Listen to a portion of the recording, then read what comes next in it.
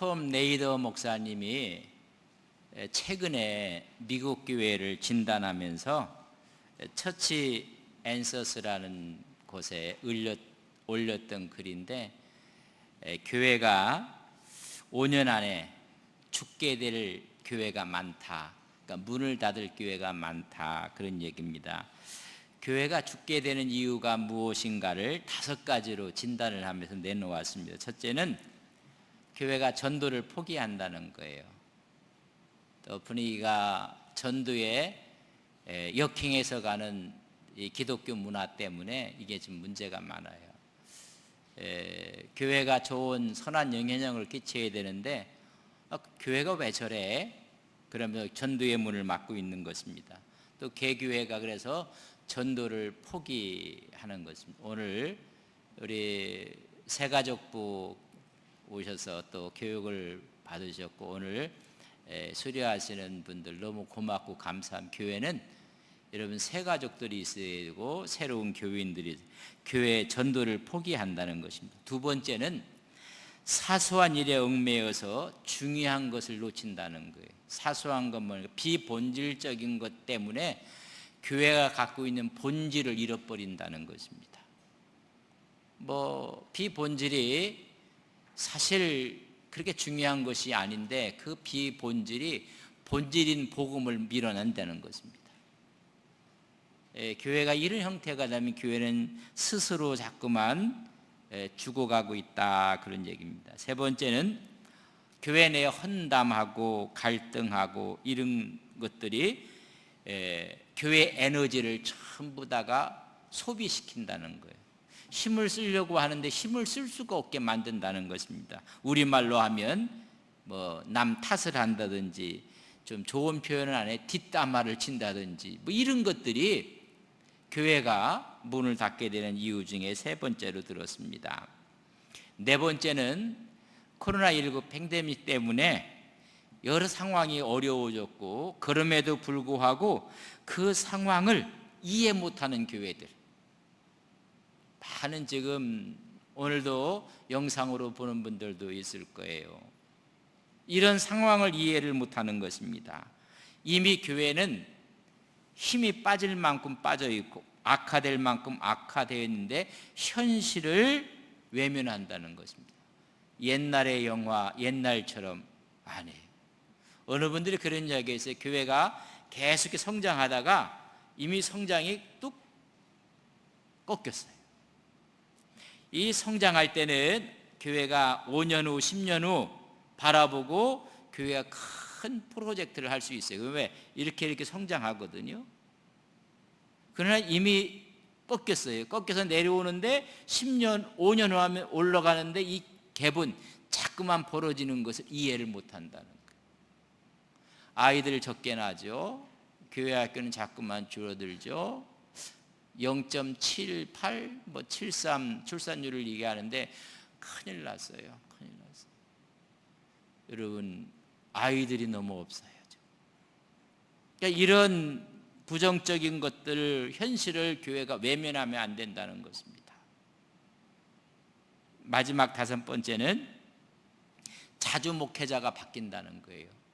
모든 책임을 목회자에게 다 떠넘겨서 자주 이 리더십이 체인지가 된다. 그래서 스스로 죽어가는 이유 5가지를 이렇게 이야기를 하고 있는데, 왜 제가 지금 교회에 대해서 얘기하면 이 에베소서는 교회론에 대한 책이에요. 그래서 오늘 가장 중요한 건 교회를 어떻게 이해하느냐, 이런 교회론적인 문제예요. 교회를 하나님의 교회인데 자기 교회인 줄 알아요. 하나님의 전인데 자기 패밀리의 하나의 공동체인 줄 알아요. 그러니까 하나님의 교회에 대한 이해가 부족해서 나오는 것들이 너무 많다는 것입니다. 그래서 앞으로의 화두는 교회를 어떻게 보느냐, 이해하느냐에 따라서 신앙이 틀려지는 거예요. 그래서 이 교회라는 의미, 에베소서는 돌려가면서 볼 수 있는 서신이에요. 그래서 회람서신이라고 해요. 바울이 2차 때에 들렸고 3차 때에 들려서는 거의 약 3년 가까이 여러분 머물렀던 곳이 이 에베소예요. 알렉산드리아, 안디옥, 그리고 여기 에베소는 그 당시에 지중해 큰 3대 도시였습니다. 그래서 이 에베소를 통해서 우리에게 주신 하나님의 말씀이 무엇인지 오늘 교환을 한번 보세요. 교환. 에베소서는 뚜렷한 동기를 가지고 쓴 서신은 아닙니다. 다만 두개고를 골로새로 보내면서 바울이 가장 힘써 개척한 에베소에도 서신을 보내고자 했었습니다. 2차 때 전도 여행을 했던 곳이고 3차 때는 두란노 서원을 중심으로 해서 거의 2년 3개월, 3년 가까이 하나님 말씀을 전했던 곳에도 복음을 전하고 소식을 전하고 싶었던 것입니다. 그러나 에베소의 주제는 교회론이라고 한마디로 말할 수 있습니다. 예수님은 평소 제자들에게 교회에 대한 상세한 교훈을 주시지 않았습니다. 이제 그 교훈을 바울을 통해서 에베소에 밝히 계시되었습니다.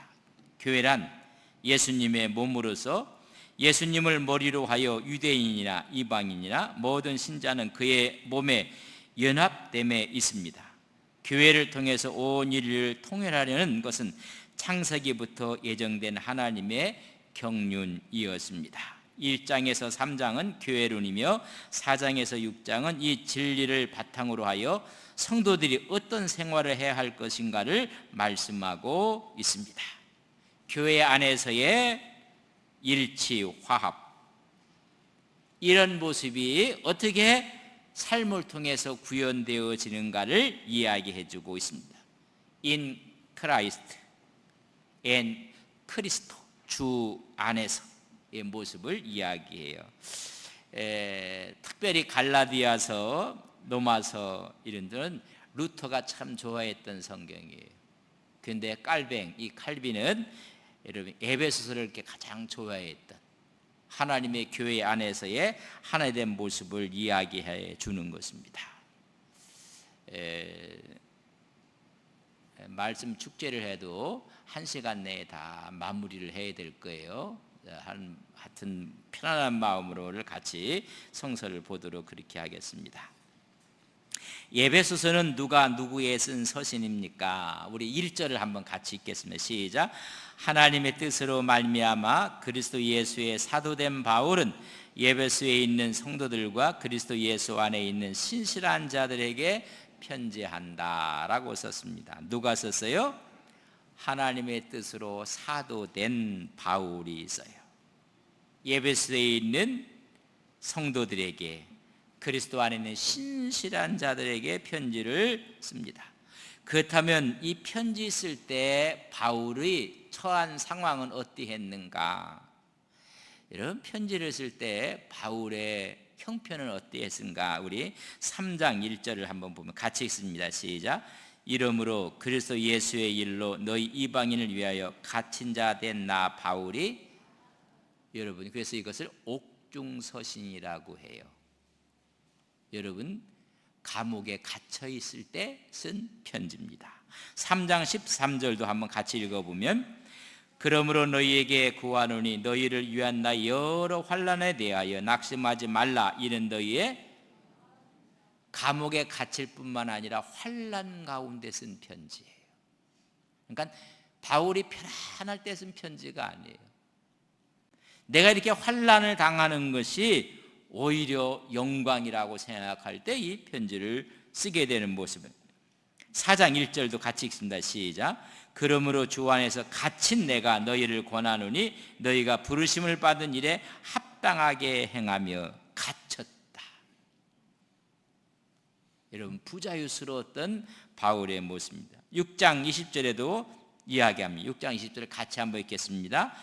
이 일을 위하여 내가 새 사슬에 매인 사신이 된 것은 나로 이 일에 당연히 할 말을 담대하게 하려 하십니다. 내가 새 사슬에 매여 있다. 여러분 이 에베소를 우리가 이해할 때 바울이 어떤 상황 가운데 있었는가?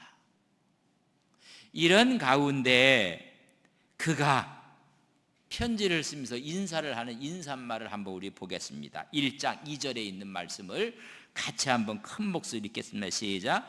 하나님 우리 아버지와 주 예수 그리스도부터 은혜와 평강이 너희에게 있을지어다. 자기는 지금 옥에 갇혀 있고 쇠사슬에 매어 있고 환난 가운데 있어요. 어려움 가운데 있는데 그의 입에서 나온 언어를 보면 하나님 우리 아버지와 주 예수 그리스도부터 은혜와 평강이 너희에게 있을지, 은혜의 말이 나오고 평강의 말이 나와요. 하나님의 이야기와 그리스도로부터 오는 은혜와 평강이 너희에게 있을지어다. 그렇다면 쇠사슬에 매어 있고 지금 옥에 갇혀 있지만 바울의 마음은 여러분 천국에 있죠. 내 마음에 이미 은혜가 가득했고 내 마음속에 평강이 넘쳤다는 거예요. 여러분 상황이라는 것이 사람을 만들어내지만은 여러분 상황이 좋다고 해서 다 기쁘고 행복한 것이 아니에요. 내가 이만큼 있고 이만한 자리에 있으면 평안할 것이다 생각하는데 여러분 아니에요. 근데 바울은 그것을 좀 신령한 복이라고 했어요. 신령한 복이 있다. 여러분 신령한 복이 있으면 있으나 없으나 여러분 은혜가 있는 거예요. 그러나 이 신령한 복이 없으면 여러분 있어도 불평이에요. 없으면 더 불평이에요. 오늘 바울의 모습을 지금 이렇게 보고 있는 것을 보게, 갇혔고 환난 중에 있었고 쇠사슬에 매여 있는 이 바울이 은혜와 평강이 너에게 있을지어다. 여러분 엄청난 이야기예요. 오늘 여러분 10년 가운데 여기 나오는 것처럼 하나님의 은혜와 평강이 있기를 주님의 이름으로 간절히 축원합니다. 이런 엄청난 은혜가 있는 3번, 사도 바울은 그의 서신은 무슨 말로 시작하고 있습니까? 이 서신을 쓰면서 시작하는 말이 있습니다. 1장 3절 같이 한번 읽겠습니다. 시작. 찬송하리로다 하나님과 우리 주 예수 그리스도의 아버지께서 그리스도 안에서 하늘에 속한 모든 신령한 복을 우리에게 주시되, 뭐라고 첨해요? 찬송하리로다. 여러분 상황은 결코 찬송할 수 없고 찬미할 수가 없고 감사할 수가 없는 상황임에도 불구하고 그는 찬송하리로다라고 이야기해요. 찬송할 여건이 전무해요. 하나도 없고 인간적인 것은 하나도 없어요. 근데 그가 찬송하는 이유가 무엇인가? 신령한 복을 주셨기 때문이다. 여러분 이 신령한 복을 주셨다고 이야기를 해주고 있습니다. 이 신령한 복의 근원은 어디에 있는가? 여러분 하나님이 주시는 거예요. 바울이 감옥에 갇혔을 때도 여러분 찬양을 해요. 기도해요. 옥문이 터져버리고 말았어요. 하나님이 주시는 신령한 복을 이야기하는 것은 물질의 축복이 아니에요. 영적이고 하늘의 축복을 이야기해 주고 있습니다. 성령을 통해 주시는 부활의 소망이 있어요. 성령을 통해 주시는 천국의 소망을 갖고 사는 거예요. 그런 이 바울의 마음이 꽉 차 있는 거예요. 이런 은혜와 이런 평강이 우리의 10년 가운데 늘 넘쳐나는 믿음의 거룩한 종들 되시기를 간절히 바랍니다. 그래서 하나님께 우리를 택하신 목적이 무엇인가? 여러분 4절부터 6절까지도 있는데 우리 같이 한번 읽겠습니다. 곧 창세전에 그리스도 안에서 우리를 택하사 우리로 사랑 안에서 그 앞에 거룩하고 흠이 없게 하시려고 그 기쁘신 때때로 우리를 예정하사 예수 그리스도로 말미암아 자기 아들들이 되게 하셨으니 이는 그가 사랑하는 자 안에서 우리에게 거저 주시는 바 그의 은혜의 영광을 찬송하게 하려 하심이니라. 여러분이 읽어보면요, 마음이 막 뜨거워지는 것입니다. 왜 하나님께서 그렇게 하셨을까? 여러분, 우리를 예정하셨다는 말이 나와요. 이 예정에 대해서 제가 지금 6가지를 한번 이야기할게요. 첫째, 예정의 근거는 하나님이 기쁘신 뜻으로 됐다고 했어요. 우리가 잘나고 우리가 똑똑하고 아니에요. 하나님이 기쁘신 뜻으로 우리를 여러분 예정. 그 예정한 시기는 언제냐? 여러분 오늘 4절에 이르니 창세 전에 그랬다. 여러분, 이 하나님의 예정이라는 것은 하나님이 모든 것을 만들기 전에 이미 우리를 하나님께서 예정하셨다는 이야기를 성경이 해주고, 그러면 그 예정의 방법이 뭐냐? 4절에 그리스도 안에서. 그러니까 예수 그리스도가 이 땅에 오셨다는 것은 여러분 축복 중에 축복이에요. 그 예정하심이 예수님이 오심으로 해서 드러나게 된 거예요. 그럼 예정하신 이유가 뭔가? 거룩하고 흠이 없게 하시려고. 그래서 주님의 보혈의 피로 우리를 흠이 없게 깨끗하게 하시는 거예요. 이렇게 하셔서 그의 예정의 내용은 자기 아들 되게 하시기 위함이에요. 여러분, 우리가 하나님의 자녀 되게 하기 위해서 그렇게 하셨다. 그런 이 예정의 이런 모든 근거와 시기와 방법과 이유와 그런 내용을 통해서 예정의 목적이 무엇이냐 이 말이죠. 6절에 보면 이는 그가 사랑하시는 자 안에서 우리에게 거저주시는 바 그의 은혜의 영광을 찬송하게 하려는 것이라. 여러분, 은혜의 영광을, 그러니까 바울이 지금 너무나 힘들어요. 그러나 이 예정에 대한 하나님의 은혜를 깨닫고 나니 은혜와 평강이 너희에게 있을지어다. 우리를 이렇게 하신 예정의 목적은 그의 은혜와 영광을 찬미하기 위해서 그런 거예요. 여러분, 우리 연아가 얘기했는데 노래를 부르다가 깜짝 놀라서 이젠 찬송을 부르고 여러분 찬양이 나오는 거예요. 하나님의 찬양이 나오는 모습을 보게 되는 것입니다. 여러분, 이런 은혜가 우리 성도들 심령 가운데 있기를 주님의 이름으로 간절히 바랍니다. 그래서 툭 건드려 보면 예수님의 피가 나오는 거예요. 예수님의 피가. 어떤 사람은 건드려 보면요 큰일 나요. 막 다 쏟아져 나오는데, 여러분과 예수님의 피가 흘러나온 5번째 5번, 우리가 어떻게 구속국 제사함을 받게 되었습니까? 받게 된 이유가 어디 있습니까? 7절 말씀을 같이 전하 있습니다. 시작. 우리는 그리스도 안에서 그의 은혜의 풍성함을 따라 그의 피로 말미암아 속량곡 예수님의 피예요. 여러분, 예수님의 피밖에 없어요. 예수님의 피가 우리의 모든 허물들을 위해서, 우리의 죄악을 위해서 이런 피를 흘리신 거예요. 여러분, 예수를 믿으면서도 죄인이라고 하는 사람은 예수님의 피를 우습게 생각하는 거예요. 구속 제사함의 근거가 바로 예수 그리스도의 피, 그가 속량하셨고 제사함을 주신 거예요. 여러분, 그래서 그 예표로 유월절날 보세요. 유대인들은 양을 잡아서 설주와 문설주에 피를 발랐어요. 여러분, 저주가 다 넘어가요. 그러나 그렇지 않은 가정에는 심판이 임하는 것입니다. 수다한 잡족들이 따라 나왔다고 했거든요. 애굽에서 유대인만 나온 게 아니라 잡족들이 따라 얼음에서. 이 사람들은 이런 것 같아요. 유대인들이 피를 바르는가 자기도 피를 발라버렸던 거예요. 그러면 그 집은 안전했어요.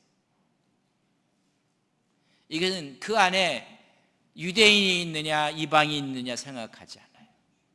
십자가는 이 사람이 유대인인가 이방인인가 따지지 않아요. 그 근거가 예수님의 피로 그렇게 되었다. 자, 이제 6번째 우리 문제를 같이 읽겠습니다. 시작. 구속 즉 제4함의 일차적인 목적이 무엇입니까? 그럼 왜 이렇게 하십니까? 우리 10절 같이 있습니다. 시작. 하늘에 있는 것이나 땅에 있는 것이 다 그리스도 안에서. 이게 아주 중요한 얘기. 하늘에 있는 것과 땅에 있는 것이 뭐가 된다고요? 통일되게 하는. 땅에 있는 것이 하늘에 수준되게 하기 위함이라는 거예요. 우리 젊은 오빠라고 제가 말씀을 드렸는데, 김화연 장로님은 원래 뭐 음악을 전공하셨고, 제가 알기는 박동환 장로님은 글쎄 음표나 읽을 수 있는 분인지 모르겠어요. 그러나 함께 했어요. 그러면 우리 박 장로님은 김화연 장로님과 수준이 이렇게 같아지고, 그리고 같이 지금 했잖아요. 여러분, 제가 그 얘기 하고 싶어서요. 여기서 이야기하는 이야기는 하늘에 있는 것이나 땅 안에 있는 것이 우리는 너무너무 약하고 부족한 존재인데, 그의 피의 공로로 말미암아 우리가 하늘의 수준이 된다는 거예요.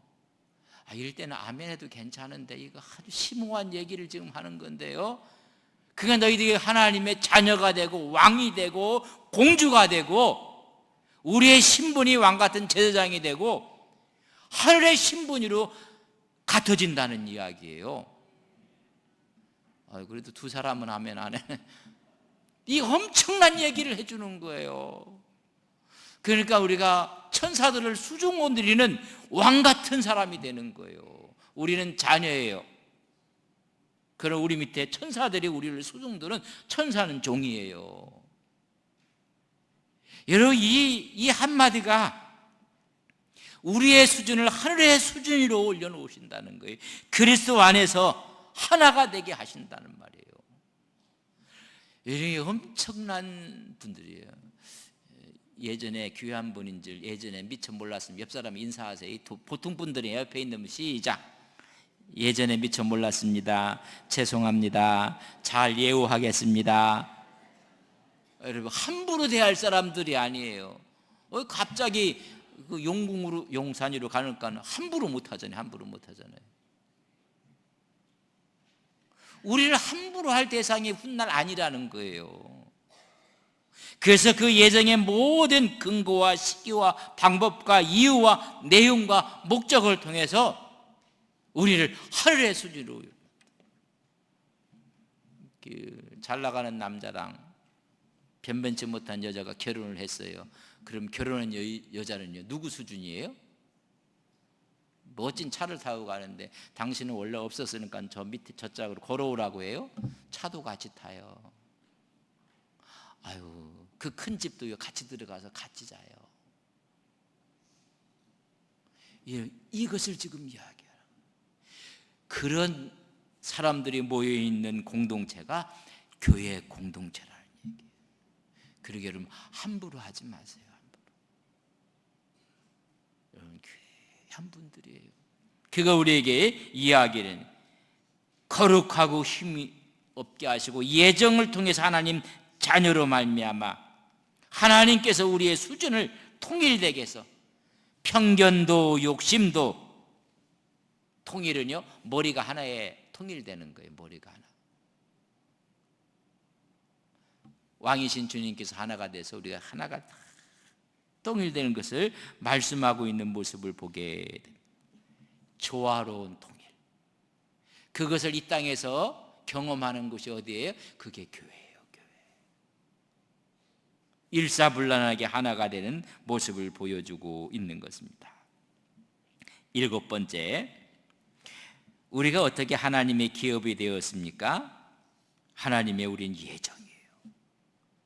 여러분이 어떤 것을 노력한 게 아니에요.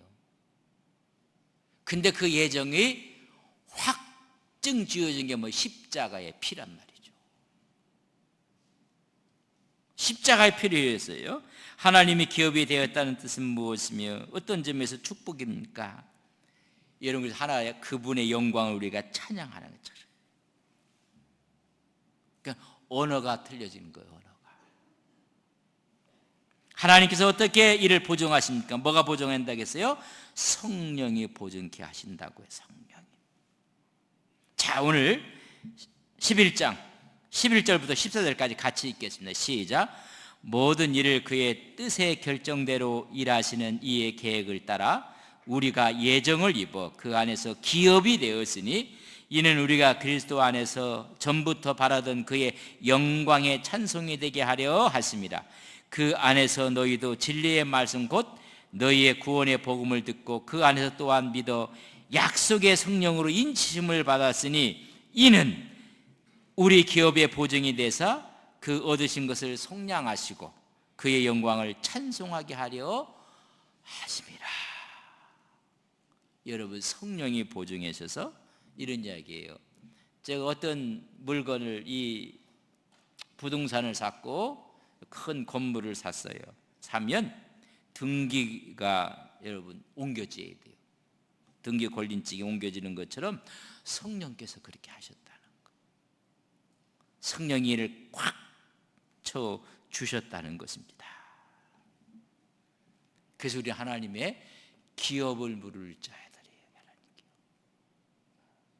여러분, 그날 우리는 왕 같은 제사장으로 있을 것이고 하나님의 기업을 물을 사람이 된다는 것을 말씀하고 있습니다. 자, 8번째, 하나님께 주신 신령한 복이 무엇입니까? 이 신령한 복을 우리가 좀 너무 추상적이면 우리 예수님께서 마태복음 5장에 뭘 말했어요? 팔복을 이야기했어요. 팔복. 심령이 가난한 자가 복이 있고 애통하는 자가 복이 있고 온유한 자가 복이 있고 의에 지르고 목마른 자가 복이 있고 긍휼히 여기는 자가 복이 있고 마음이 청결한 자가 복이 있고 화평케 하는 자가 복이 있고 의를 위해서 핍박받는 자가 복이 있고. 여러분, 세상의 복과는 정반대예요. 하나님으로부터 나오는 복을 얻는 것입니다. 이것들은 왜 신령한 복이라고 합니까? 세상적인 것이 아니기 때문에 그래요. 여러분, 하나님의 것이고, 그래서 이런 신령한 복을 받은 사람들의 특징이 하나 있다면 거룩한 바보가 되는 거예요. 거룩한 바보. 하나님의 영광을 위해서 다 거룩한 바보들이 됐어요. 여러분, 바울도 마찬가지예요. 다윗도 마찬가지고, 이로 인해 옥중에서도 찬송이 넘치는 사도 베드로에게서 무엇을 배우게 됩니까? 그의 삶과 그의 신앙을 배우고 그의 인격을 배우면서 상황에 지면한대요. 그 상황 너머 역사하시는 하나님을 보는 거예요. 비행기를 자주 타게 되고 또 타신 분인데 저 밑에는 비가 오고 먹구름이 있었어요. 근데 그럼에도 불구하고 비행기가 이륙을 촥 했어요. 그리고 비가 오는데 여러분, 그 구름층을 탁 뚫고 올라가면요, 그 위에는요 하나. 여러분, 어디를 봅니까? 그 구름만 보지 말고 그 너머에 있는 하나님의 영광을 바라보시고 가는 우리 믿음의 귀한 종들 되시기를 바랍니다. 여러분, 100주년에 해야 될 일들 앞에 있어요. 그러나 그 너머를 바라보며 하나님, 우리가 하겠습니다. 우리가 감당하겠습니다. 그 너머를 바라보는 거예요. 하나님이 선택해서 거룩하고 흠이 없게 하시고 우리를 선택하셔서 은혜와 영광을 찬미하게 하시고 우리를 선택해 마지막 하나님의 기업을 얻게 하신다는 것입니다. 거기는 하나님의 보호가 있고 하나님의 인도하심과 축복하심이 있는 것입니다. 그래서 짧은 14절 가운데 3절에서 6절까지는 하나님의 예정을 이야기해요. 성부 하나님을 이야기해요. 7절에서 12절까지는 예수 그리스도의 구속을 이야기해요. 성자 예수님을 이야기해요. 13절과 14절까지 보면 성령의 보증을 이야기해요. 성령 하나님을 이야기해요. 요 에베소 1장부터 14절이 아주 짧은 것 같지만 성부 하나님, 성자 하나님, 성령 하나님, 성부 하나님의 예정, 성자 하나님의 구속, 성령 하나님의 성령의 보증을 다 이야기해서 이걸 다 깨달았던 바울은 옥에 갇혔고 사슬에 매었고 그럼에도 불구하고 너희들에게 은혜와 평강이 있을지어다. 여러분, 수준이 틀린 거예요. 수준이. 디멘션, 차원이 틀린 거예요. 옆 사람에게 한 번 더 인사하고 수준 높게 삽시다.